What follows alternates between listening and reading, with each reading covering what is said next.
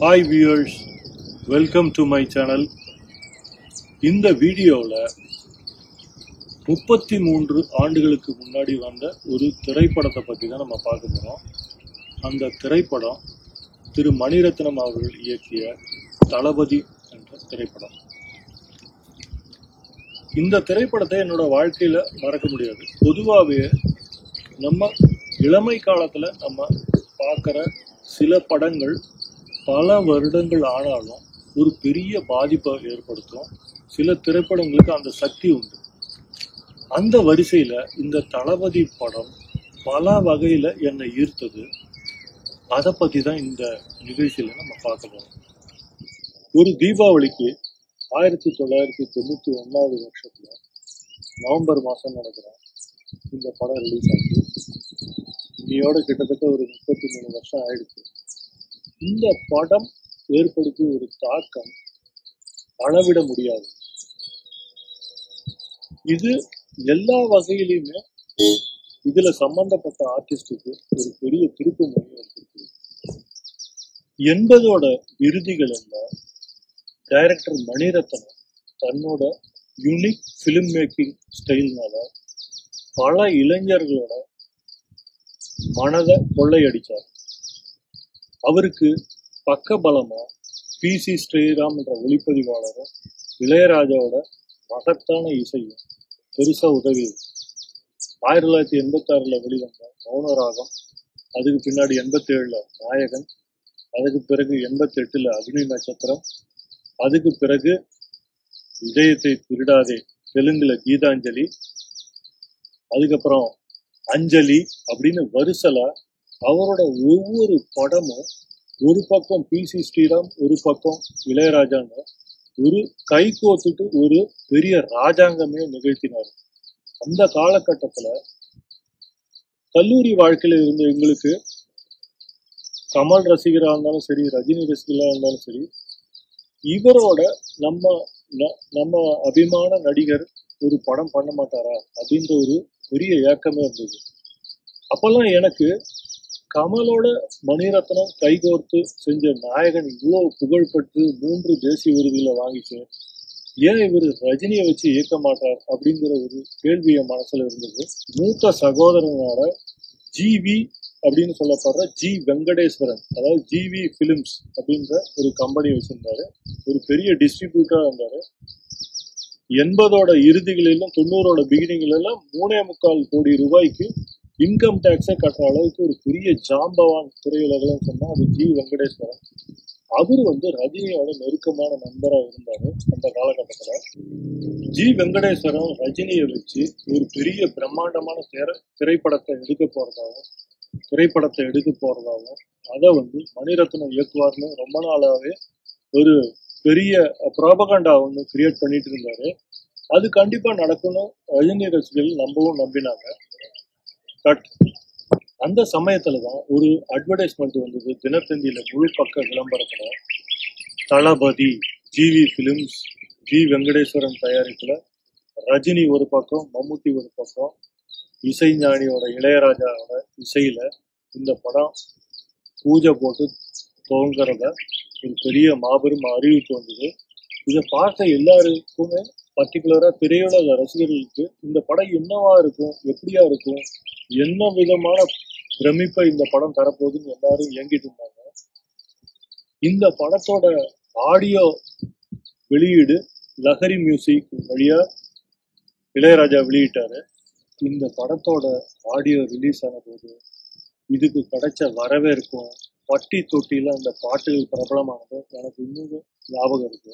மித்தாலி பானர்ஜி பாடிய யமுனை ஆற்றில ஈரக்காற்றில அந்த பாட்டா இருக்கட்டும், ராக்கம்மா கையை தட்டாகட்டும், இல்ல காட்டுக்குயிலு மனசுக்குள்ள அந்த பாட்டாகட்டும், சுந்தரி கண்ணால் ஒரு சேதி இந்த பாட்டா இருக்கட்டும், மார்கழி மாசம் அந்த பாட்டா இருக்கட்டும், எல்லா பாடல்களுமே இளையராஜா ஒரு பெரிய ராஜாங்கமே நடத்தியிருந்தாரு. இந்த படத்தோட பாடல்களை அவரு ஒரு ஹாஃப் டேல கம்போஸ் பண்ணி முடிச்சுட்டு தான் சொல்லுவாங்க அந்த காலத்துல. இந்த படம் தீபாவளிக்கு வெளியிட போறாங்கன்னு தெரிஞ்ச உடனே பயங்கர சந்தோஷமா இருந்தது. இந்த படத்தை முதல் நாள் முதல் காட்சி எப்படியாவது பார்க்கணும்னு எனக்கு என்னோட எண்ண ஓட்டங்கள் அந்த படத்தை பற்றியே இருந்தது. அப்போ கல்லூரி வாழ்க்கையில் நான் இருந்தேன். காலையில் 8 மணி காட்சி, முதல் காட்சி அதுதான். அந்த படம் துவங்க போது இந்த படம் எப்படி இருக்குமோன்ற ஒரு பயங்கரமான ஒரு நர்வஸ்ல இருந்தோம். ரசிகர்கள் கூட்டம் அலை மோதுது தியேட்டர்ல. பாண்டிச்சேரியில இருக்கிற பாலாஜி திரையரங்குல தான் வந்து இந்த படத்தை வந்து நான் பார்க்க போறேன். முதல் காட்சியை படத்தோட ஆரம்பத்துல ஸ்டார்ட் பண்ணி படத்தோட எண்டு வரைக்கும் எனக்கு இந்த படம் ஏற்படுத்திய பிரமிப்பு, உற்சாகம் அதை வந்து என்னால வார்த்தையால விவரிக்க முடியாது. மௌன ராகத்துல ஆரம்பிச்சு இதயத்தை திருட வரைக்கும், திருடா திருடா வரைக்கும் மணிரத்னம் பி.சி. ஸ்ரீராமோட கைகோர்த்து நடந்தாரு.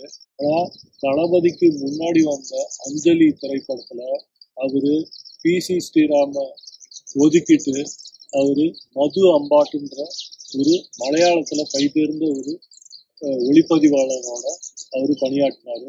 நான் கூட நினைச்சேன் தளபதிக்கு மது அம்பாட்டு தான் ஒளிப்பதிவு செய்வாருங்க. ஆனா இந்த படத்துக்கு முதலா கேரளால இருந்து அவரு சந்தோஷ் சிவன்ற ஒரு அட்டகாசமான கேமராமான அவரு கொண்டு வந்தாரு.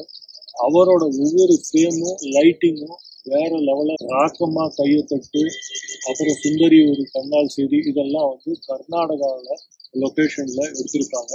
ராக்கமா கையை தட்டு மெலுக்கோட்டுன்ற இடத்துலயும், சுந்தரி ஒரு கண்ணால் செய்தி வந்து சோமநாதபுரம் ஒரு கோயில்ல வந்து கர்நாடகால பிக்சரைஸ் பண்ணியிருப்பாங்க.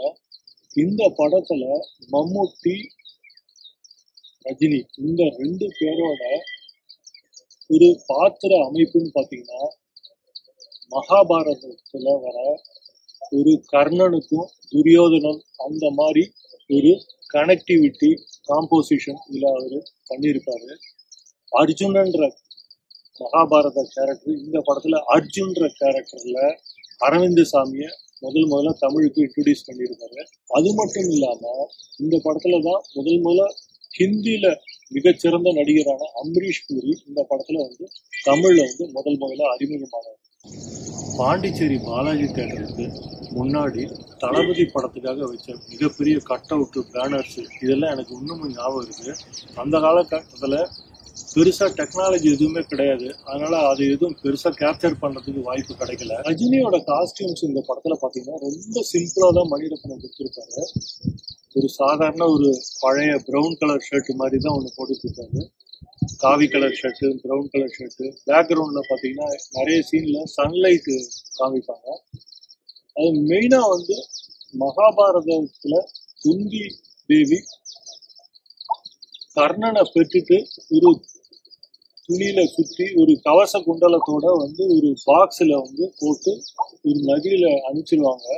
அதே அடாப்ட் பண்ணி மணிரத்னம் இதுல ஒரு திருமணத்துக்கு முன்னாடி இல்லீகலா பிறந்த ஒரு குழந்தை, ஒரு இல்லீகல் உறவுனால பிறந்த குழந்தை, அந்த தாய், அந்த இளம் தாய் வந்து ஒரு துணியில சுற்றி ஒரு குச்சி வண்டியில வச்சு அனுப்பிச்சிடுறாங்க. அப்பதான் சின்ன தாயவள் தங்கராசா அப்படின்னு சொல்லிட்டு அந்த பாட்டு ஸ்டார்ட் ஆகுது. இத வந்து எச்சானகி பாடியிருப்பாங்க. வாலி இந்த பாட்டை எழுதினதுக்கு பின்னாடி ஒரு காரணம் இருக்கு. இளையராஜாவோட அம்மா பேர் தான் சின்னத்தாயி. சின்னத்தாயவள் பெற்ற ராசாவே அப்படிங்கிறது ஆக்சுவலா இளையராஜா குறிக்கிற அளவுக்கு அவர் வாலி வந்து இத வந்து சாருகேசி ராகத்துல வந்து அவரு இந்த பாட்டை வந்து அவர் எழுதியிருப்பாரு. இத வந்து கொஞ்சம் பிளாக் அண்ட் ஒயிட் மாதிரி ஒரு பிக்சரைசேஷன் பண்ணியிருப்பாரு. அதுவும் இல்லாம மணிரத்னம் அகிரோ குரோசோவன்ற ஜப்பானிய இயக்குனரோட படங்களை விரும்பி பார்த்து அவரால் பாதிக்கப்பட்ட ஒரு பல இயக்குனர்ல மணிரத்னமும் வருவாரு. இந்த படத்துல சுந்தரி கண்ணால் ஒரு செய்தி அந்த பாட்டுல வந்து அந்த ஜப்பானிய பாணி உடை அமைப்புல ரஜினிக்கு பொருத்தி ஒரு ஜப்பானிய போர் எப்படி நடக்குது, அகிரோ குரோசாவா இயக்கிய 7 சாமுராய் படத்தெல்லாம் இன்ஸ்பயர் ஆகி மணிரத்னம் வந்து இதுல காட்சி அமைப்பு ஏற்படுத்தியிருக்காரு. அது வந்து உண்மையிலே வந்து பிரமிப்பா இருந்தது. தேவான்ற கேரக்டர்ல வந்து மம்முட்டி நடிச்சிருந்தாரு. துரியோதனன் இன்ஸ்பயர் ஆகி அந்த பாத்திரம் படைக்கப்பட்டது. ரொம்ப ஒரு யதார்த்தமான நடிகர் மம்முட்டி. வெங்கல குரலோன் அப்படின்னு அந்த காலகட்டத்திலே அவங்க சொல்லுவாங்க. மம்முட்டியோட வாய்ஸ் வந்து அந்த பேஸ் வந்து அந்த மாதிரி இருக்கும். அந்த 80s எண்டும் 90s பிகினிங்லயும் பாத்தீங்கன்னா மம்முட்டி நடிச்ச Oru Vadakkan Veeragatha, 1921 Iyer the Great, number 20 Madras mail, இந்த மாதிரி மிருகயா, இந்த மாதிரி படங்கள் எல்லாம் பயங்கர ஃபேமஸ் ஆகி ஓடிட்டு இருந்தது. இதுக்கு எல்லாமே தொடக்கமா இருந்த படம் வந்து நியூ டெல்லி. நியூ டெல்லி வந்து பயங்கர சூப்பர் ஹிட் ஆன பிறகுதான் மம்முட்டி நடிச்ச நிறைய படங்கள் தமிழ்நாட்டுக்கு வந்து இறக்குமதியாச்சு. அதுல குறிப்பிடத்தக்க ஒரு படம் வந்து சிபிஐ டைரி ப்ரூஃப். இந்த மாதிரி படங்கள்ல மம்முட்டிக்கு தமிழ்நாட்டுல இருக்கிற வரவேற்பை உணர்ந்துதான் மம்முட்டியோட இயற்கையான நடிப்பை வந்து நம்ம எப்படியா யூஸ் பண்ணோம்னு சொல்லிட்டு தான் மணிரத்னம் இந்த படத்துல தளபதியில அவர் யூஸ் பண்ணாரு. ரஜினிக்கு நிகரான ஒரு கேரக்டர் மம்முட்டிக்கு, மம்முட்டிக்கு நிகரான ஒரு கேரக்டர் ரஜினி. இந்த படத்துல ரஜினி, மம்முட்டி, அரவிந்த் சாமி இல்லாம மெயின் கதாபாத்திரத்துல ஸ்ரீவித்யா, ஜெய்சங்கர், நாகேஷ், கிட்டி, சார்லி, தளபதி தினேஷ், இப்படி பல நட்சத்திர குவியல்களே இந்த படத்துல இருந்தது. எல்லாருமே சூப்பரா நடிச்சிருப்பாங்க. சோபனா, பானுப்பிரியா, கீதா, இந்த 3 முக்கியமான நடிகைகளும் இந்த படத்துல இருந்தாங்க. இசை, ஒளிப்பதிவு, எடிட்டிங் வந்து சுரேஷ் ஹர்ஸ் பண்ணியிருப்பாரு. கலை வந்து தோட்டா தரணி. ஃபர்ஸ்ட் ஓப்பனிங் ஷீட்ல ரஜினியும் தளபதி தினேஷும் ஒருத்தருக்கு ஒருத்தர் மோதிக்கிற அந்த காட்சி அமைப்பு வந்து ஒரு மழையில சென்னையில இருக்கிற ஒரு ஸ்டுடியோல தான் தோட்டா தரணி பயங்கரமா ஒரு ஸ்லம் ஏரியா மாதிரி ஒரு செட்டு போட்டிருக்காரு. ரஜினி இருக்கிற ஏரியா எல்லாமே ஒரு ஸ்லம், ஒரு தாழ்வான பகுதி மாதிரி அவரு காட்சி அமைப்புல காமிப்பாங்க. ஒரு பெண்ண பலாத்காரம் இந்த மாதிரி இழிவுபடுத்துற ஒரு கேரக்டர்ல தளபதி தினேஷ் அது பண்ணியிருப்பாரு. அவரு அதை பழிவாங்கிறதுக்காக ரஜினி போய் அவரை அடிக்க போய் அவர் கடைசியில் தளபதி தினேஷ் இறந்துருவாரு. அவரோட ஒய்ஃபு பானுப்பிரியா, அந்த பானுப்பிரியாவுக்கு ஒரு வாழ்க்கை கொடுக்கணும்னு நினைக்கிறாரு. ஆனா அதுக்கு முன்னாடி சோபனாவை அதுக்கு முன்னாடி அவர் காதலிக்கிறாரு. இப்படி இந்த கதை அமைப்பு போகுது. அப்போ வந்து ஜெயிலுக்கு போயிருக்கிற ரஜினியை மீட்பதற்காக தேவா கேரக்டர் வந்து, அதாவது மம்முட்டி வந்து அவரை வெளில கொண்டு வந்து 2 பேரும் ஒருத்தர் நல்ல நண்பர்களா மாறுறாங்க. ஒரு ராஜா மாதிரி மம்முட்டியும் அவரோட தளபதி மாதிரி ரஜினியும் இந்த கேரக்டரைசேஷன் இருக்கும். படத்தோட கிளைமேக்ஸ் வந்து ஆக்சுவலா கர்ணன் திரைப்படத்திலே எடுத்துட்டீங்கன்னா மகாபாரதத்துல கர்ணன் காட்சி அமைப்பு கடைசியில அவர் இறந்துடுவாரு. ஆனா வாழ்க்கை ஃபுல்லாவே பல சோகங்களையும் கஷ்டங்களையும் அனுபவிக்கிற இந்த சூர்யான்ற கேரக்டர், அதாவது ரஜினியோட கேரக்டர், கடைசி நேரத்துல எதுக்கு கர்ணனை கொண்ட மாதிரியே இவரையும் கொல்லணும் அப்படின்னு அவரை அப்படியே விட்டுடலாம் கொல்லாம அப்படின்னு மணிரத்னம் கொஞ்சம் சேஞ்சஸ் பண்ணியிருக்காரு. இது வந்து படத்துக்கு வலு சேர்த்தது. பொதுவாகவே சூப்பர் ஹீரோஸ் வந்து கடைசி சீன்ல வந்து இறக்குற மாதிரி இருந்தா அந்த படம் பெருசா வெற்றி அடையாது. இதுக்கு முன்னாடி வந்த ரஜினி படத்திலே தீ மாதிரி சில படங்கள்ல வந்து அவர் இறந்து போனாங்க, அந்த படம் பெருசா வெற்றியை அடையல. தளபதியில அந்த கிளைமேக்ஸை வந்து அவரு மகாபாரத்தை எக்ஸாக்டா எடுக்காம அவர் வந்து மணிரத்னம் மாத்திருக்காரு. இந்த இடத்துல ஒரு விஷயம் நம்ம சொல்லணும். நிறைய மகாபாரதத்துல இன்ஸ்பயர் ஆகி தான் தளபதி எடுத்தாங்கன்றதுல வேற ஒரு காட்சி அமைப்புல ஜெய்சங்கர் சொல்லுவாரு, பாண்டவபுரத்துல 2 கோஷ்டிகள் நடுப்புல சண்டை அப்படின்னு சொல்லிட்டு, அந்த பாண்டவபுரம்ன்ற அந்த பாண்டவர் அது மகாபாரதத்துல வர அந்த பஞ்ச பாண்டவர்களை தான் குறிக்குது. சோ வந்து தளபதி வந்து இந்த அளவுக்கு ஒரு தாக்கத்தை ஏற்படுத்திச்சுன்னு சொன்னா அது வந்து கண்டிப்பா அந்த படம் வந்து ரியலி ஒர்த் வாட்ச் ஃபிலிம். இத்தனை காலங்களை கடந்தும் இன்னும் ஒரு 30 வருஷம் ஆனாலும் தளபதி படம் எல்லாராலையும் கண்டிப்பா பேசப்பட்டு எல்லாரோட மனசுலயும் இருக்கணும். இந்த படத்துக்கு மம்முட்டியும் சோபனாவும் கொடுக்குற பிஜிஎம்ஸ் இன்னைக்கு கூட ட்விட்டர், ஃபேஸ்புக்ல ரொம்ப ஃபேமஸா இருக்கு. இளையராஜாவோட ஒரு மாஸ்டர் பீஸ் தான் வந்து தளபதியோட பேக்ரவுண்ட் மியூசிக்கு.